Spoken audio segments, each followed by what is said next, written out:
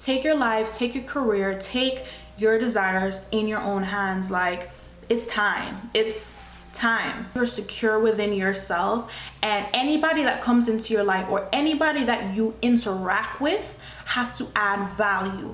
Things are not all perfect, okay? I am still learning as I go, but getting to a good point, like, I just cannot explain the feeling.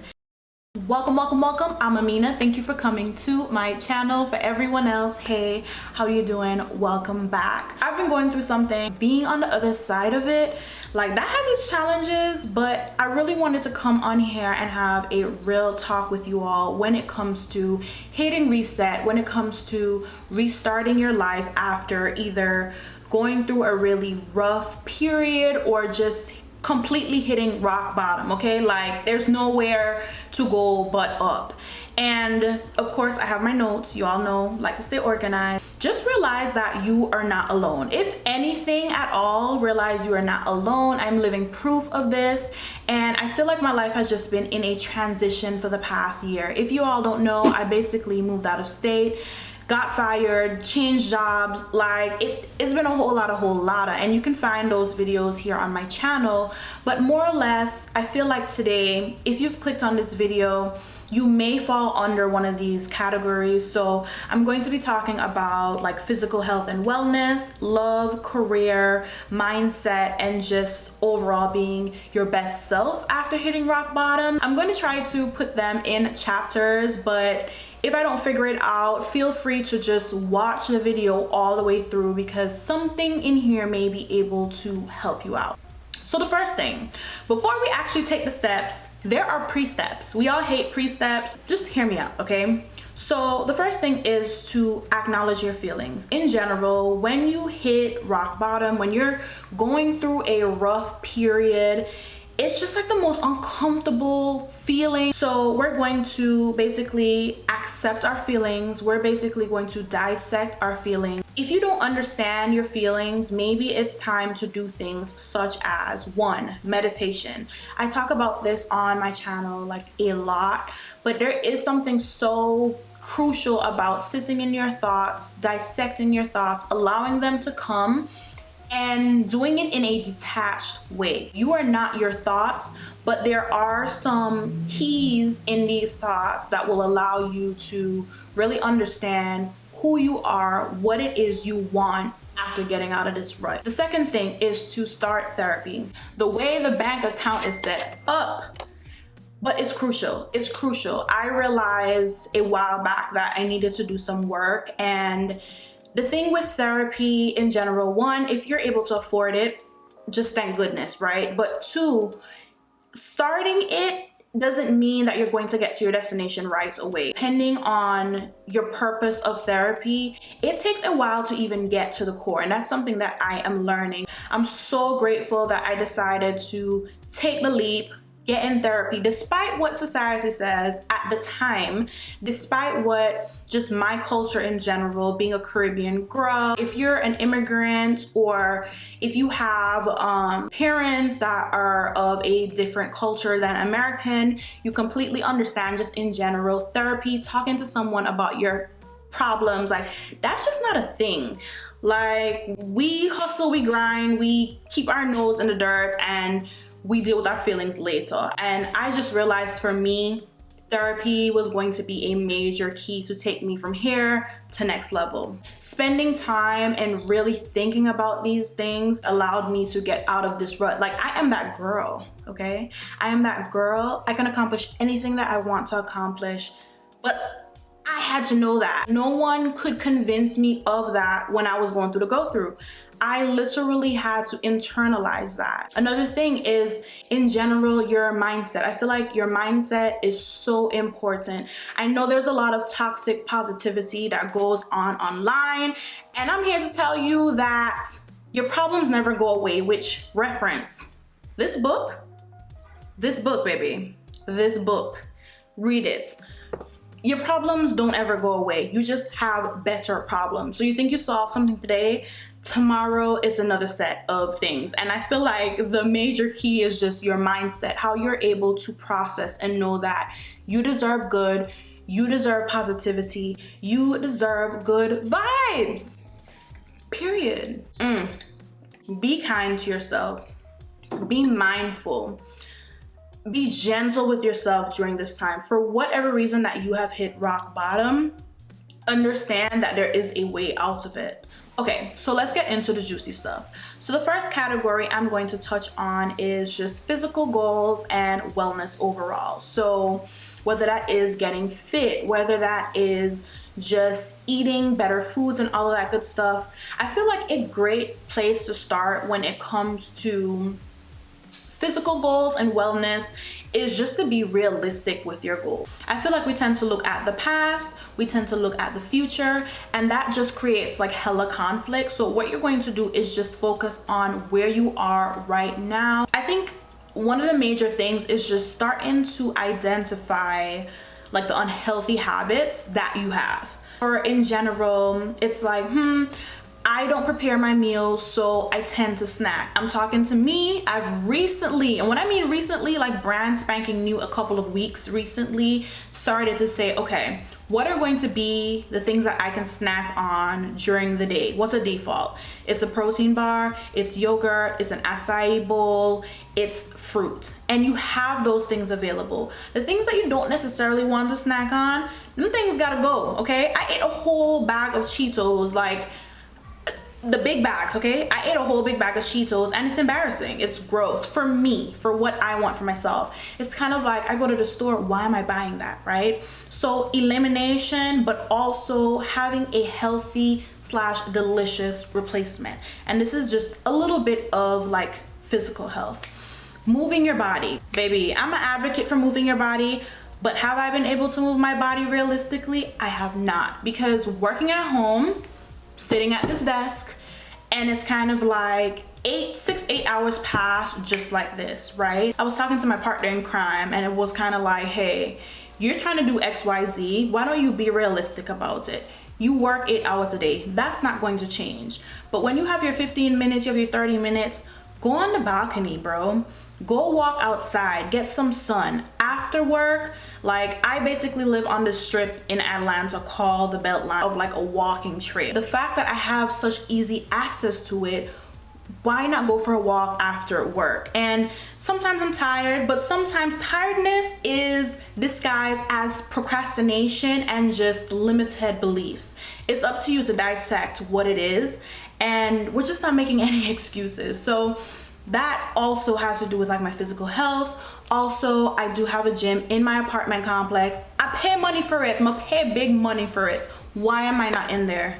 Why am I not in there? Like, these are the kind of talks I had to have with myself. So when we talk about acknowledging your feelings and basically dissecting who we want to be, why we want to be that person, the small steps we can take, I literally, when it came to physical and like wellness, had to have a real life talk with myself. Like, okay, you want these changes, you have these resources available to you, why are you not making the changes?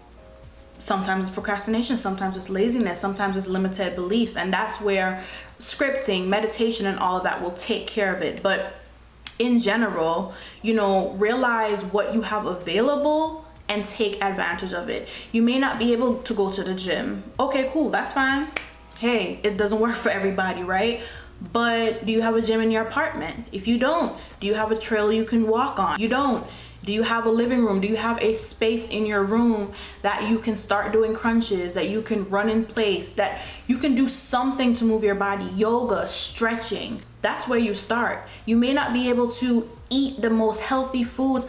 Grocery shopping, food in general is freaking expensive. It's expensive, it's expensive, I get it.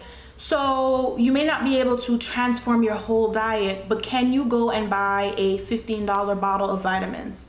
Can you start small? So let's just go with the bite size. Like, what are the bite size stuff that we can do?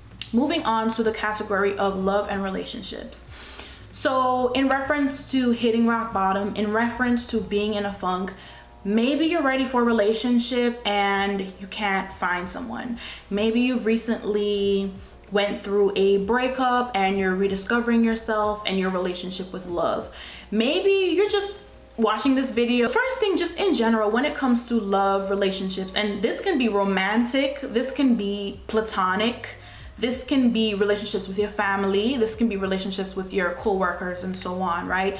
Just in general, the first important thing is to focus on yourself and to heal emotionally. Healing emotionally means that you are prepared to have relationships all across the board. In general, focusing on yourself, healing emotionally means that you are comfortable, you are confident, you are secure within yourself, and anybody that comes into your life or anybody that you interact with have to add value, have to make you feel secure, make you feel heard, make you feel seen. And it's just like, I'm talking about family, I'm talking about friends.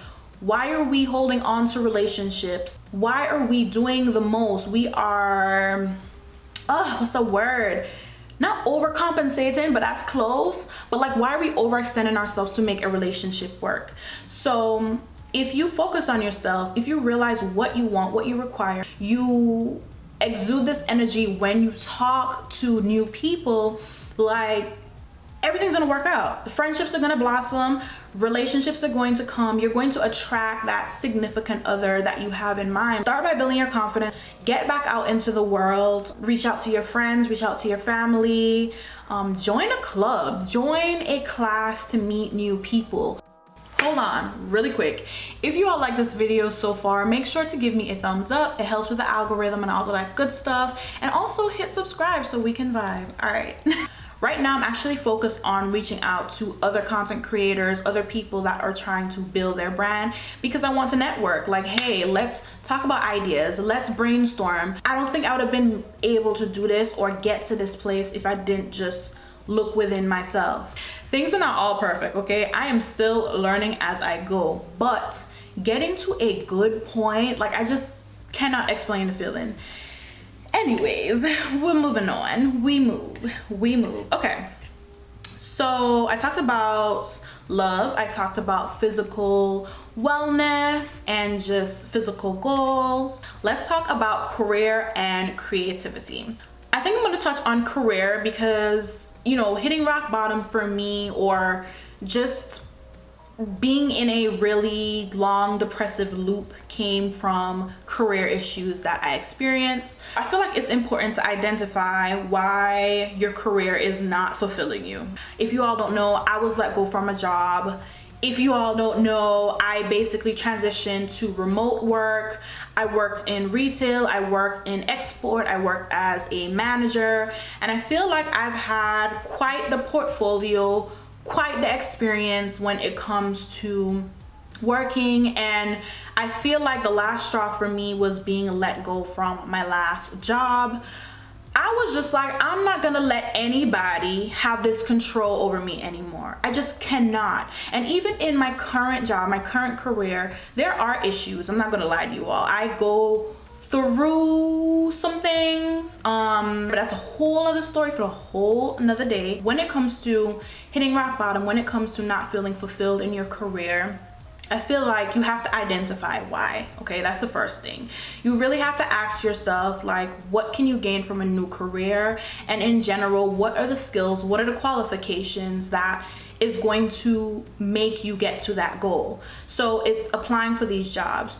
Look at your resume. Recently, I've simplified my resume, but now I'm actually working on some templates that I do see in Canva. And when it comes to applying for jobs, I feel like the hack that has worked for me in the past, I don't know if it's working so much now, but I'll share it because maybe you'll have better luck. I think just using whatever bit of experience you've had career-wise, life-wise, and rewording it and making it fit. I'm at the stage where I've fit into different career roles across the board. Right now, I'm trying to find that harmony between, yes, I need to earn income, but also what are some things that allow me to grow as a person and allow me to basically use the skills that I have. And you may be on that fence too, but everyone's situation is different.